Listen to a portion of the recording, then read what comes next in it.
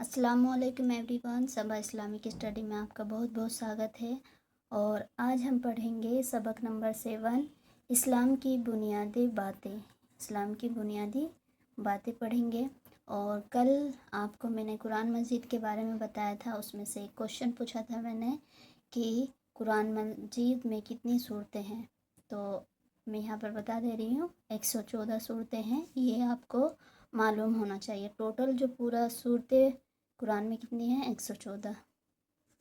और इस वीडियो के ज़रिए से आप उर्दू पढ़ना भी सीख सकते हैं। मेरा मकसद ये है कि आप लोग उर्दू पढ़ सकें और यहाँ पे जो बातें हैं उसको भी जान सकें। तो चलिए स्टार्ट करते हैं हम। अगर आपको उर्दू बिल्कुल भी नहीं आती है तो उसके लिए भी वीडियो मैं अपलोड करूँगी बेसिक से बिल्कुल, तो उसको भी देखिएगा।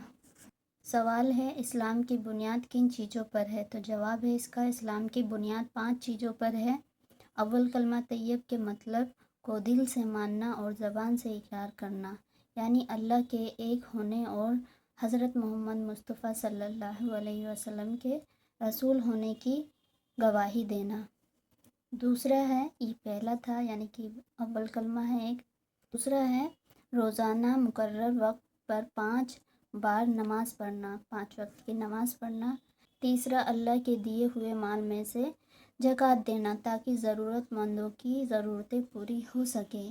तो ज़कात देना ये इस्लाम की बुनियादें हैं। हमें ज़कात देना चाहिए जिससे कि जो ज़रूरतमंद लोग हैं उनकी ज़रूरतें पूरी हो सके।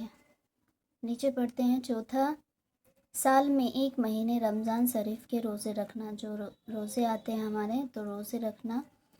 और पांचवी है, अल्लाह ने माल दौलत और मक्का मौज़मा तक जाने की सहूलतें दी हो तो ज़िंदगी में एक बार हज करना। अगर आपके पास पैसे हैं बहुत सारे कि आप हज कर सके तो आपको एक बार ज़रूर ज़िंदगी में हज करनी चाहिए। दूसरा सवाल है, कलमा तैयबा क्या है और उसका मतलब क्या है?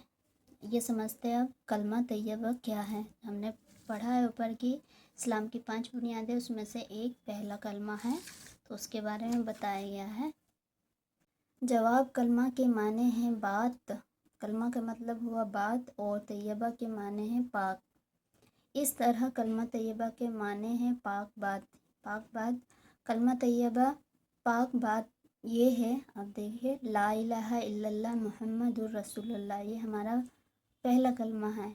इसका मतलब ये है, अल्लाह के सिवा कोई इबादत और पूजा के लायक नहीं और हज़रत मोहम्मद मुस्तफ़ा सल्लल्लाहु अलैहि वसल्लम अल्लाह के रसूल हैं। ठीक है, ये पहला कलमा था और इसका मतलब था।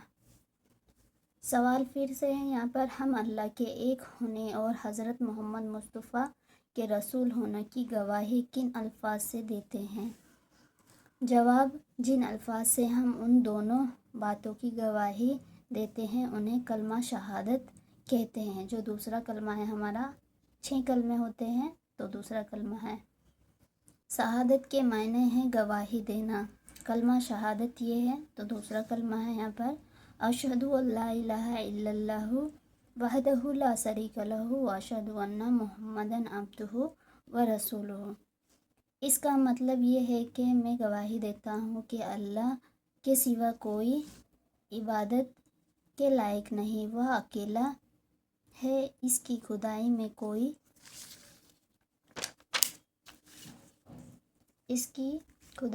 कोई नहीं।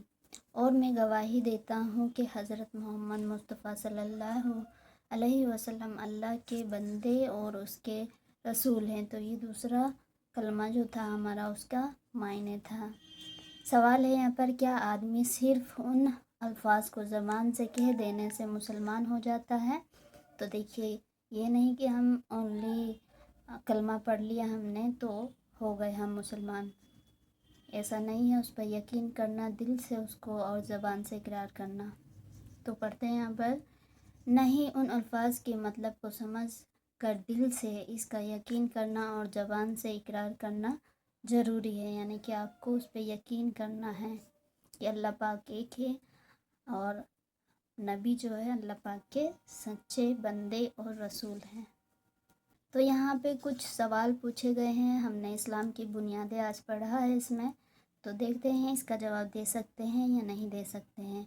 अगर आपने वीडियो को ध्यान से देखा होगा तो आप आसानी से यहाँ पर जवाब दे सकते हैं। तो पहला सवाल है, इस्लाम की बुनियादें कौन कौन सी हैं? तो 5 बुनियादें हैं। नंबर 1 अव्वल कलमा यानी कि पहला कलमा, दूसरा था नमाज़ पढ़ना, तीसरा था ज़कात देना, चौथा था रोज़ा रखना और पांचवा था हज करना। अगर आपके पास इतने पैसे हैं कि आप हज कर सकें तो आपको ज़िंदगी में एक बार ज़रूर हज करनी चाहिए।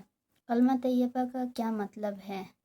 हमने पीछे पढ़ा है कि कलमा तैयबा का अल्लाह पाक एक है और हज़रत मोहम्मद मुस्तफ़ा सल्लल्लाहु अलैहि वसल्लम अल्लाह के रसूल हैं, ये उसका मतलब था।